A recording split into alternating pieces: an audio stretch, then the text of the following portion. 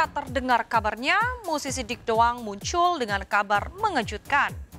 Kediaman, sekolah alam, dan destinasi wisata kandang Jurang Doang yang dimilikinya digugat 5,5 miliar oleh 3 bersaudara yang mengaku sebagai ahli waris Madikenin. Ahli waris Madikenin mengklaim ayah mereka tak pernah menjual tanah seluas 2.500 meter kepada siapapun. Di sisi lain, Dik Doang mengaku membeli tanah itu dari beberapa orang secara sah. Jika ahli waris Madikenin mengaku punya bukti kuat kepemilikan tanah yang kini berubah menjadi kandang Jurang Doang, mungkinkah transaksi jual beli tanah yang dilakukan Dik Doang 20 tahun silam cacat secara hukum? Benarkah keluarga Dik Doang merasa dicemarkan sehingga berniat menggugat balik? Bagaimana kehidupan Dik Doang pasca 7 tahun berpoligami? Bersama saya, Dias Lestari, kita akan mengulas kasus hukum perebutan areal tanah kandang Jurang Doang antara Dik Doang dengan seterunya. Pemirsa, inilah berita artis ternama Barista.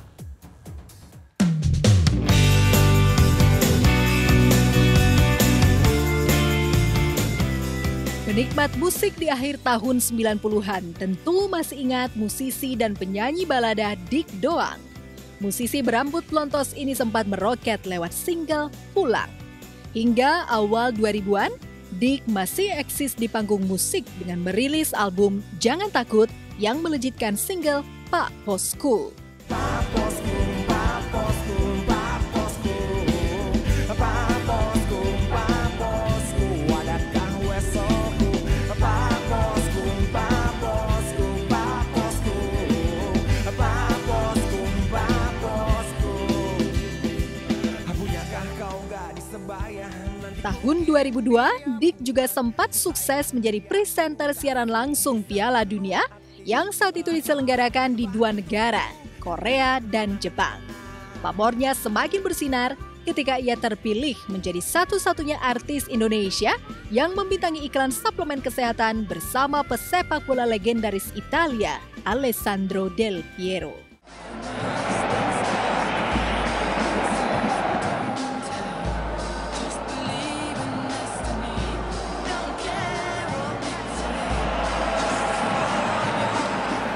Siapa nyana di puncak kemasyhuran, Dik menepi dari dunia hiburan.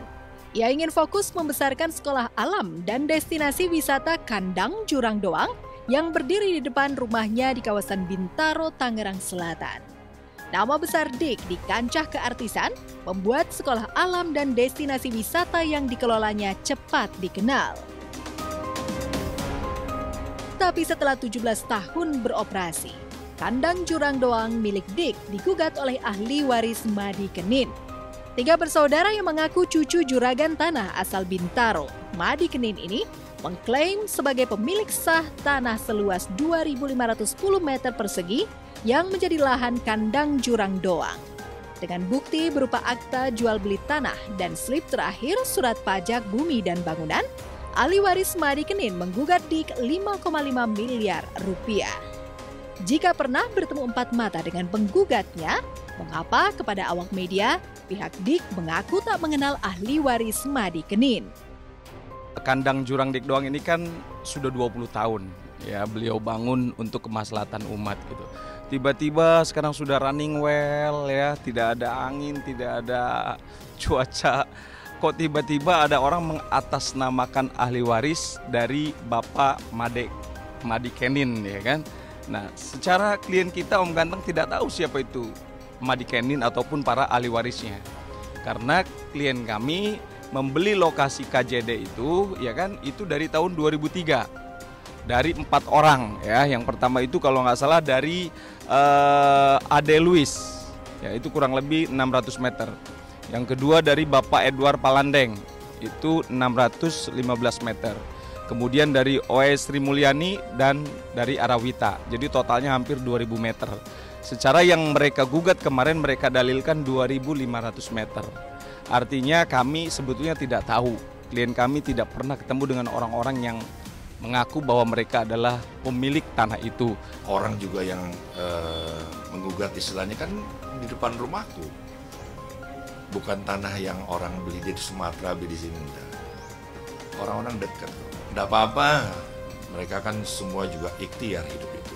Seperti aku menerima dirimu untuk wawancara ini kan sebenarnya tidak hal yang menyenangkan, tapi aku tahu kau sedang bekerja. Aku respect gitu. Karena media itu ujungnya kebenaran, ujungnya keadilan. Sayangnya ketiga ahli waris yang menggugat Dik belum siap diwawancarai awak media.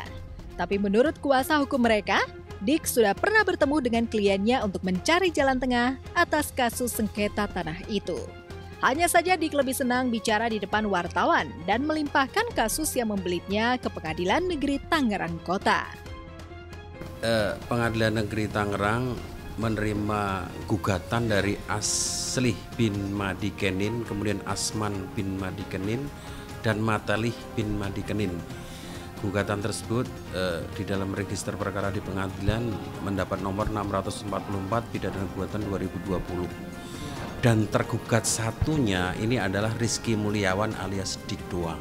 Jadi di dalam gugatannya itu para penggugat mendalilkan bahwa dia sebagai pemilik atas tanah yang sekarang dikuasai oleh Dik Doang. Kemudian di dalam gugatannya juga didalilkan bahwa Dik Doang itu membeli tanah itu dari turut tergugat 2 sampai dengan turut tergugat 5 sebagai pihak penjualnya. Nah, sedangkan menurut penggugat adalah bukanlah pemiliknya. Awalnya Pak Dik Doang itu udah ngobrol baik-baik sama saya sama keluarga.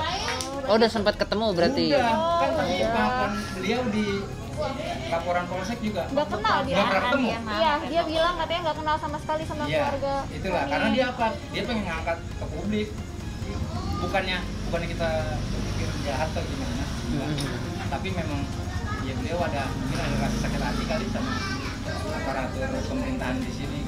Ya mereka mengklaim bahwa KJD, Kandang Jurang Dik Doang itu punya mereka, punya orang tua mereka. Nah sehingga mereka mencoba-coba lah untuk menggugat gitu. Tapi sebelumnya mereka sudah melakukan somasi terhadap Dik Doang. Beliau juga sudah mengakui sebenarnya iya kita salah. Kita beli nggak lewat pemilik. Ya, kan saya bilang Pak, kalau Pak Dik Doang istilahnya mau mengakui, sekarang Pak Dik Doang sadar nggak? Saya bilang, ini berkas tahun berapa Pak? Dari situ aja udah salah, saya bilang. Apalagi di kelurahan peralihannya belum ada. Dan setiap kali mau diadakan pertemuan, Pak Dik dipanggil ke kelurahan itu nggak pernah mau. Ya, ahli waris Madikenin seolah menuding Dik telah melakukan kebohongan publik. Pasalnya sejak 2015, mereka mengaku telah berupaya menemui Dik, tapi selalu mendapat sambutan yang kurang menyenangkan. Padahal pihak kelurahan sampai pejabat akta tanah membenarkan bahwa tanah seluas 2.510 meter persegi itu masih atas nama Madikenin, bukan atas nama Raden Rizky Mulyawan Kertanegara Hayang Denada Kusuma ini yang merupakan nama asli Dik Doang. Jadi sejak mengetahui bahwa mereka merasa punya tanah dengan bukti-bukti yang mereka punya, bahkan termasuk PBB sampai saat ini sejak tahun 2000 terbit 2000 sampai saat ini 2020 itu PBB-nya masih atas nama Pak Madikenin. Kami sudah cek di Tangerang Selatan dan data yang ada di dalam komputer itu namanya masih atas nama Madikenin. Artinya apa? Artinya bahwa tanah itu memang belum pernah dialihkan kepada siapapun. Aku hanya butuh dukungan dari Allah kalau soal tanah. Tapi soal hukum ya aku dibantu oleh banyak orang-orang yang mengerti, para lawyer. Dan mereka datang dengan sendirinya. Dik Doang tuh punya apa? Dalam sidang mediasi yang digelar 12 Agustus lalu, pihak Dik sempat memojokkan pihak ahli waris Madikenin. Pasalnya, kepada awak media, pihak Dik mengatakan pihak penggugat tak hadir, padahal mereka mengutus perwakilan keluarga untuk mengurus mediasi. Di sidang pertama, para penggugat tidak lengkap, tidak hadir. Yang datang hanya kami sebagai tergugat satu. Kalau mereka tidak hadir, ya terpaksa nanti Yang Mulia Majelis Hakim akan memanggil mereka kembali sehingga di sidang berikutnya itu masih tetap pemeriksaan para pihak untuk melengkapi gitu. Disebut lagi pas persidangan pertama katanya yang datang cuma pengacara aja, nggak ada perwakilan dari keluarga. Oh datang? Bapak datang. Tadi bilangnya bener gak kayak gitu? Bener kan? Dia ngomong. Dia kan datang satu sama kakaknya datang. Dia ngomongnya nggak datang. Kayak gitu aja udah. Nggak apa-apa, nanti juga ada yang balas. Allah yang tahu.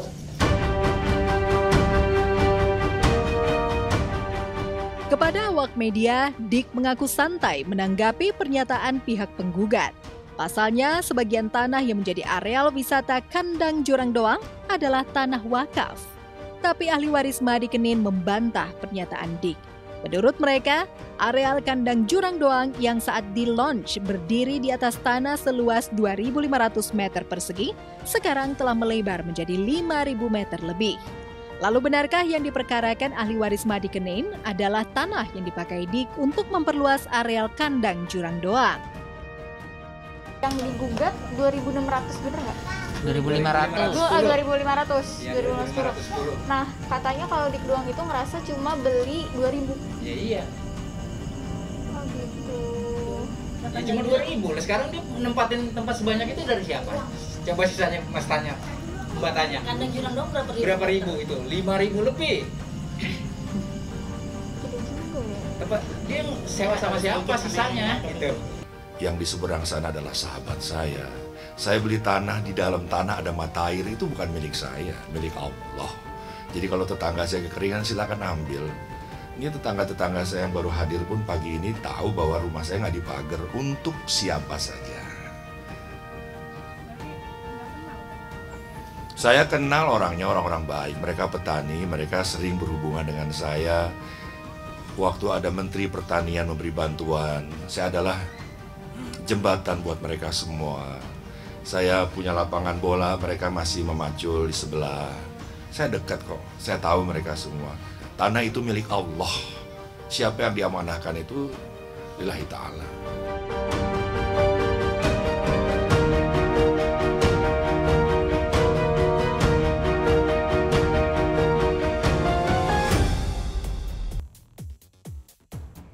Dan siapkah Dik doang bila gugatan itu naik ke persidangan? Benarkah setelah dituding menyerobot tanah orang, Kandang Jurang Doang sepi pengunjung?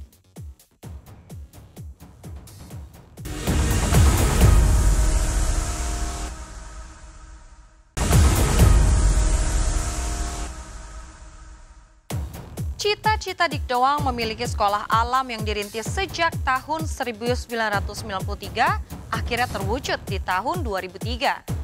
Dengan tanah seluas 2.500 meter, ia mengembangkan sekolah alam Kandang Jurang Doang menjadi destinasi wisata alam yang menarik. Popularitas Dik Doang sebagai artis mengatrol promosi Kandang Jurang Doang.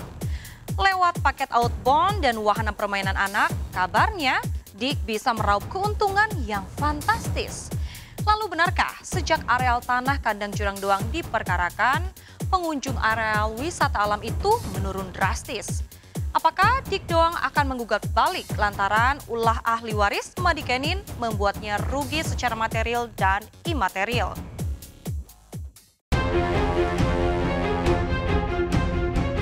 Kasus sengketa tanah Kandang Jurang Doang cukup membingungkan netizen.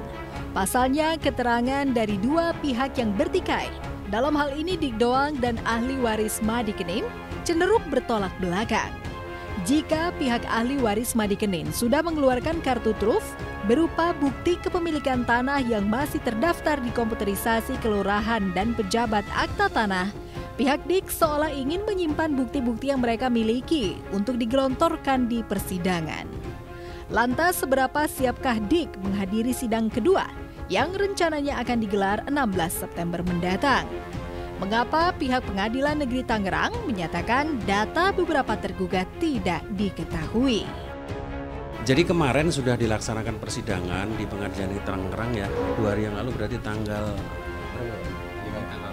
12. Akan tetapi turut tergugat 2 sampai dengan turut tergugat 5 ini tidak diketuai alamatnya sekarang. Tergugat turut tergugat 3 sampai turut tergugat 5 tidak diketahui alamatnya sampai sekarang. Sehingga yang bersangkutan harus dipanggil melalui media massa. Ya, gitu. Kalau memang mereka semuanya hadir ke tahap mediasi, nah ya mediasi dulu. Ya nggak apa-apa, aku kan belum pernah di sidang, jadi aku tahu sidang tuh begitu. Jadi wawasanku lebih menggumpal menjadi cakrawala. Nanti kalau buat umat aku bisa ceritain sidang tuh begini ya. Dan harus diingat, ada sidang pengadilan paling adil seadil-adilnya nanti di akhir zaman yang kita tidak bisa mengelak ya.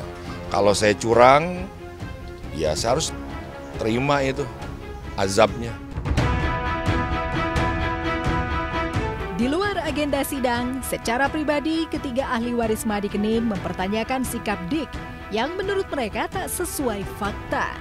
Dik memang sempat menyatakan bahwa sejak 2015 Kandang Jurang Doang bukan sekolah dan wisata komersil. Padahal menurut mereka hanya akses masuk yang digratiskan. Tapi untuk menikmati wahana permainan atau paket outbound, pengunjung harus merogoh kocek ratusan ribu. Jika Kandang Jurang Doang dibuka pada 2003, bisa dibayangkan betapa besarnya keuntungan yang diraup Dik dari sekolah dan areal wisata alam yang dibukanya. Kalau kita sih udah mendapat aktif-aktif juga nggak masalah lah.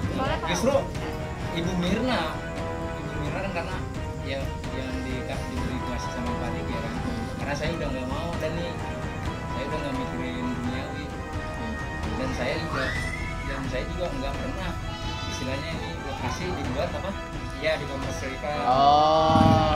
Bahasanya Dapat untung lah dari situ. Ya, saya tidak pernah komersilkan ini. Ya Pak Dik sekarang memang udah nggak komersilkan karena sudah sepi. Tapi tahun 2000, saya dari tahun 2001 sampai 2015, Pak Dik ini tempat eksis. Iya benar. Iya kan? Iya, benar. Bohong kalau Pak Dik bilang nggak dikomersilkan. Nah yang lagi diusik ini kan tanah kemaslahatan, tempat para janda-janda disedekahkan di sini, anak-anak yang tidak mendapatkan sekolah-sekolah yang mahal, free di sini, yang jutaan rupiah motivasi di sini dikasih free, kan itu. Jadi ini Allah sedang bersenda gurau, Allah ini candanya luar biasa. Dan aku senang dengan kejadian ini, aku senang. Jadi ibadah kita harus lebih khusyuk lagi ya. Terkait berita miring dan pernyataan pihak penggugat yang terkesan menyudutkannya, Dik tak mau ambil pusing. Ia mengaku sudah tak peduli dengan harta dunia. Yang dipikirkannya hanya bagaimana menjadi sebaik-baik manusia yang memberikan kemaslahatan bagi sesama. Kandang Jurang Doang menjadi salah satu cara Dik untuk berbagi dengan sesama. Tak terhitung anak-anak kurang mampu yang mengawali jalan suksesnya di sekolah alam yang asri dan tenang. Beberapa waktu lalu, Dik sempat berinteraksi dengan anak-anak sekolah yang tengah mengasah talenta seni mereka. Sahabat-sahabat RCTI, di sini ada orang tua, ada anak muda, ada bapak-bapak, ada mak-mak ya. Hari ini kita akan menggambar sepeda ya. Nah, di sebelah sana kita lihat ada anak-anak ya. Karena mereka masih masa pandemi ya. Jadi mereka masih susah untuk keluar. Jadi yang ada aja yang dekat-dekat, yang jauh juga boleh. Ya free, gratis ya. Anak-anak yang sedang carut-marut dalam dunia pendidikan, Kandang Jurang Doang memfasilitasi untuk senantiasa anak-anak tetap belajar. Putar ke kiri, putar ke kanan, putar ke kiri, putar ke kanan. Serong delman, ku duduk di muka, ku duduk sambil Pak Kusir yang sedang bekerja. Jadi tadi kita nggambar sepeda buat apa kayak kemerdekaan Indonesia. Terus kita gambar sepeda lalu dihias sama teman-teman. Oh ini tadi ada orang tuanya juga ikutan gambar. Jadi di sini tuh semua umur dari anak-anak sampai orang tuanya juga ikutan. Ini yang salah satu gambarnya yang bagus banget. Kalau menggambar ini setiap hari Minggu pagi itu pasti ada ngegambar dan temanya tuh beda-beda. Tapi masih tetap ada acara kayak nanti sore ada seminar, ada ngobrol bareng sama Kak Fani gitu-gitu. Banyak acara di sini. Artinya Kak Tasya sendiri udah lama bergabung bareng? Oh aku udah dari kelas 5 SD Pak, nggak salah. Dari 5 SD sampai sekarang? Iya sampai sekarang. Sekarang aku udah jadi ininya ngajar. Dulu aku belajar di sini, sekarang udah ngajarin. Meski digoyang isu sengketa tanah, Kandang Jurang Doang tetap menjadi wisata favorit warga Jakarta dan sekitarnya karena murah meriah dan banyak manfaat yang bisa diserap anak-anak zaman now. Kapan sih kalian suka main di sini? Sejak dari dulu. Udah lama ya berarti? Iya, udah. Menurut kalian biasanya ngapain aja di sini? Mewarnai, terus main sama Om Dik, menggambar gitu. Kak ikut apa aja? Menggambar doang. Menggambar. Kalau yang lain? Aku menggambar. Gambar. Biasanya kalau dari kapan sih Bu sering bawa anak-anak sini main? Sejak mulai ada COVID kan, karena nggak bisa main ke mall, biasanya kan ke mall gitu, ke exchange. Karena lagi ada pandemi ini, makanya bawa ke sini aja yang deket-deket. Saya rasa bagus banget sih, apalagi untuk kalangan rakyat ini ya, rakyat menengah ke bawah lah istilahnya ya, karena di sini kan gratis, terus untuk main-main nggak begitu perlu transport jauh-jauh kan. Salah satu tetangga Dik Doang mengungkapkan betapa besarnya kontribusi Kandang Jurang Doang bagi perkembangan pendidikan anak-anak sekitar. Bahkan pendapatan dari pengunjung sebagian besar disumbangkan Dik untuk kegiatan sosial. Dari anak saya SD kelas 2 dan yang satu lagi kelas 5 dan yang satu lagi baru kuliah, dan sekarang alhamdulillah berapa tahun, sudah 14 tahun di sini. Ini rumah keduaku. Jadi kegiatan itu sebenarnya satu minggu sekali ya. Senin ada nyanyi, ada perkusi, ada kriya gitu. Terus setiap 2 minggu sekali, tiap hari Jumat itu kita mengadakan sholawatan untuk kaum janda dan duafa. Itu kita memberi sedekah rutin.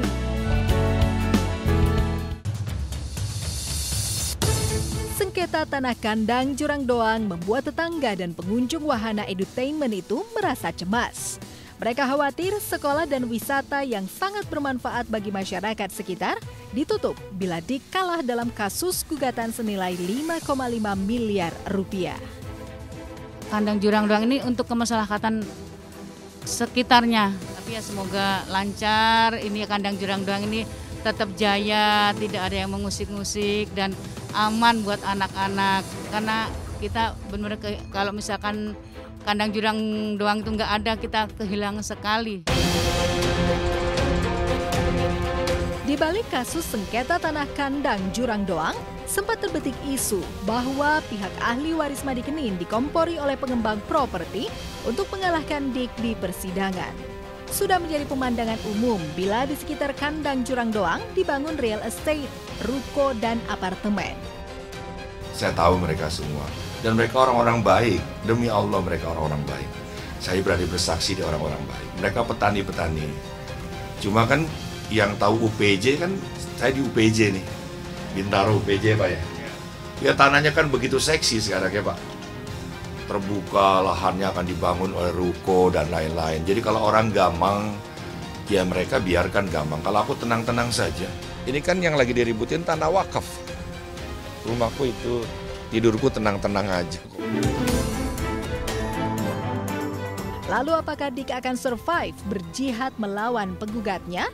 Benarkah karena merasa dirugikan secara material dan imaterial, Dik akan mempidanakan ahli waris Madikenin dengan pasal pencemaran nama baik? Aku tidak punya perasaan dicemarkan nama baik. Aku ini orang buruk. Kalau aku melakukan sesuatu yang baik, karena Allah merintahkan sebaik-baiknya umat adalah yang bermanfaat bagi kemaslahatan. Ya, kalau aku dituduh, ya, gara-gara berbuat baik ini, aku menjadi orang soleh, orang baik. Ya, alhamdulillah tuduhan itu baik. Jadi kalau soal mencemarkan, itu kan masalah hukum ya. Kan ada hukum, ada lawyer. Kalau lawyerku ini marah, tidak terima, terus terbalik gimana keadaannya? Dituntut gimana? Terbalik gimana keadaannya? Ini yang aku tidak pahami. Ya adlu. Aku paham keadilan Allah, tapi aku tidak paham keadilan hukum di negara ini. Udah, Allah itu udahlah buat aku segala-galanya lah. Tenang saja. Aku ini sedang naik kelas, tapi belum dibagi rapot. Jadi doakan aku senantiasa bisa istiqomah, ya, istiqomah. Itu penting, istiqomah.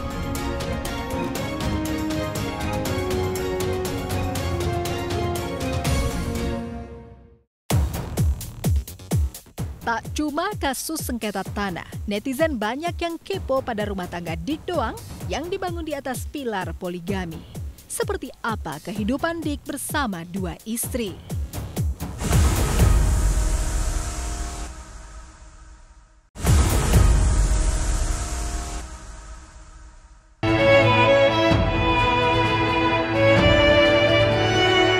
Pemirsa, Dik Doang tak banyak berubah. Pelopor acara reality show sosial ini masih ramah kepada awak media seperti di masa jayanya dulu. Barangkali yang berubah cuma satu, yaitu rambut plontosnya yang mulai memutih. Ketika disambangi tim MNC Media, peraih Panasonic Global Award 2005 untuk kategori presenter olahraga terfavorit ini mengungkapkan alasannya mundur dari industri hiburan. Ya karena aku sudah berjalan di jalan kesunyian ya, di jalan keilahian.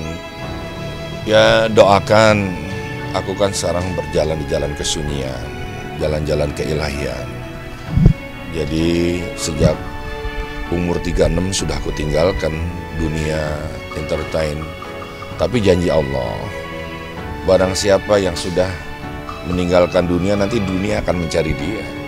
Gitu ya Dul ya? Gitu Pak Ustadz ya?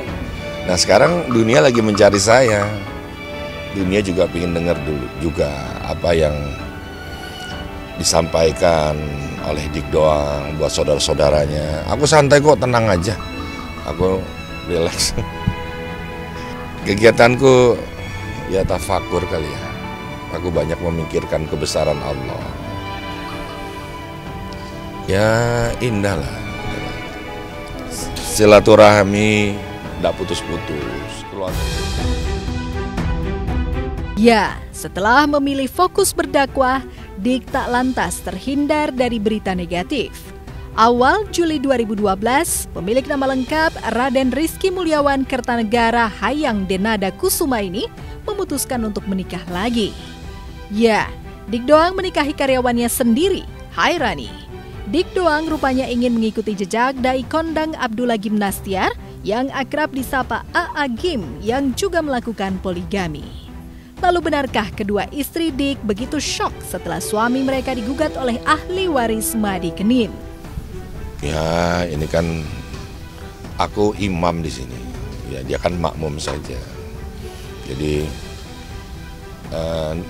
tugasku kan bukan memasukkan dia ke dalam surga, tapi menghalang-halangi dia masuk neraka. Artinya kalau dia merasa memiliki, melebihi kepemilikan Allah sendiri yang memiliki tanah, ya enggak boleh. Ya, tanahku tuh cuma 2 kali sejadah, cukup ya? Cukup ya Pak? Ada yang mau duluan? Aku hanya butuh dukungan dari Allah kalau soal tanah. Tapi soal hukum ya aku dibantu oleh banyak orang-orang yang mengerti, para lawyer. Dan mereka datang dengan sendirinya. Dik Doang tuh punya apa? Dia enggak punya sekolah yang orang masuk berbiaya. Ini yang datang juga nggak bayar koin, nggak bayar apa-apa. Keputusan Dik Doang untuk menikah lagi di saat rumah tangganya dengan Mirna terlihat harmonis justru sempat menuai kontroversi di tengah masyarakat. Banyak yang menuding Dik Doang bukanlah suami setia. Hal ini tentu saja membuat Dik Doang emosi. Bahkan kala itu, Dik Doang yang terlihat emosi seolah ingin menjawab pertanyaan publik lewat ceramah di hadapan para jemaah tentang poligami yang dilakukannya. Poligami itu bukan sunat. Bukan sunat. Bukan tradisi. Juga bukan solusi. Kalau solusi orang-orang bajingan berapa istrinya. Tapi jika Allah menghendaki orang yang setia, orang yang menjaga anak-anak, orang punya istri satu dilihat setia tapi kerjaannya selingkuh. Hei manusia, maksiat itu dilaknat di penjara yang paling sempit. Tapi bagi orang yang kehendaki poligami itu, tidak ada diskusi, tidak ada wawancara, tidak ada tanya jawab. bantu aku, jaga aku. Aku menjaga kemaksiatan, menjaga perang kepada pencitraan, perang kepada kemunafikan, perang kepada kebatilan, perang semuanya aku perangi.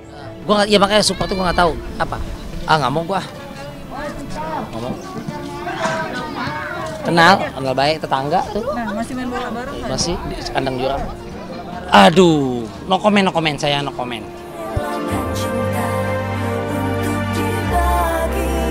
Ya, Dik Doang mungkin salah satu selebriti yang berhasil menjalani pernikahan poligami. Rumah tangga bersama kedua istrinya semakin harmonis dan jauh dari isu miring. Kebahagiaan Dik Doang bersama dua istrinya terusik oleh gugatan tanah kandang Jurang Doang. Tapi di balik berita negatif yang menerpanya, Dik Doang bisa memetik hikmah berharga. Jika tak ada asap, bila tak ada api, Dik Doang merasa patut bermawas diri. Pemirsa, jangan kemana-mana karena masih ada berita menarik untuk Anda. Tapi sebelumnya, saya, Dias Lestari pamit undur diri dari hadapan Anda. Saksikan terus berita artis ternama Barista setiap hari Sabtu dan juga Minggu hanya di RCTI.